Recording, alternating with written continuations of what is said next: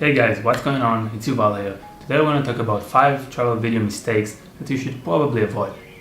Alright, so starting off with number 1, and that's a big mistake that I see a lot of people do, is making the video too long. And a traditional travel video film would usually be around like 2 or 3 minutes, like maximum 4. Really, it's going to depend on your video. And that's not to say that you necessarily have to keep it in that specific length. Don't make your video too long to the point that it's just boring to watch. You're just repeating stuff or cutting your video in a way that just isn't interesting. Like some shots are way too long and it's just dragging on, and really it's very hard to keep the viewer interested in that kind of way. So really, less is more, guys. Try to keep it short, keep it interesting, keep it flowing, and that's tip number 1. So number 2 is gonna be your video is too shaky. We've all seen those videos where everything is like just so shaky that you can't even watch it. I mean, it looks very amateurish and it just doesn't look professional, doesn't look clean to the eye, and it's really hard to make a video look good and professional without actually having properly stabilized shots. And you don't necessarily have to use a gimbal or a glide cam. I've shot many travel videos without using these two, and you can basically try to do your best with just with your hands, handheld motion, and you can really practice it and become very good at it actually. And if you add the warp stabilizer effect in Premiere Pro, that could really help as well. Or like in whatever software you're using, there's usually a stabilizing option there. So yeah, just try to make your shots be stabilized in some type of way. It doesn't have to be perfect. You don't have to buy like the craziest gimbal out there, but just make it look clean, and please just don't have shaky footage.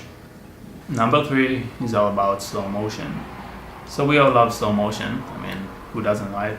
It looks like bam, it's awesome, just cinematic, just like that, right? Well, sometimes if you use too much slow motion, you can really just get really boring. You see shot after shot just of things moving slow, and that could be nice if like that's the stylistic look you're going for, but really most of the time it's just gonna be boring to watch. You're gonna have to integrate some normal speed type of shots, and it's okay if like most of your shots are slow motion, because again, we all love slow motion and it really does give you that sort of cinematic look, but you have to do it in, you know, have some control over it. Don't just do everything slow motion, because it's just boring. So please don't do that. And like that's something that I used to do like a lot, especially because I didn't really have a stabilizer, and making your shots in slow motion can really help with that.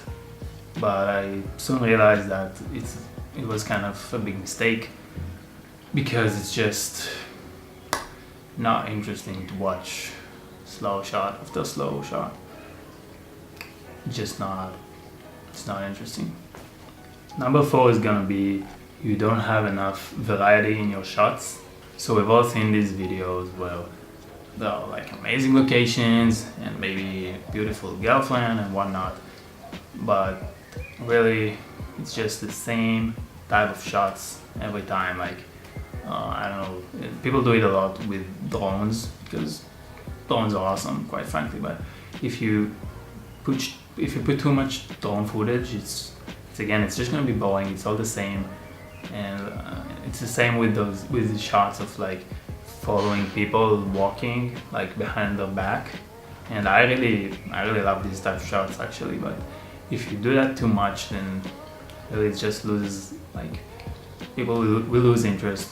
It will be very boring, because you have to have a certain variety of like a drone shot and then maybe like a follow shot, and then like a close-up of something, maybe little details. So really the point is that you have to keep it interesting, keep it changing, you know. If you're just gonna have, it's the same with like the previous tip about the slow motion. You can't just have the same thing over and over because it's just not gonna be interesting enough. And the fifth and final tip, guys, is gonna be all about the human connection. So you can have the most amazing places, locations, and whatever, but if you don't make the connection, if you don't have the human element in your film, then people are gonna find it really hard to connect to your video.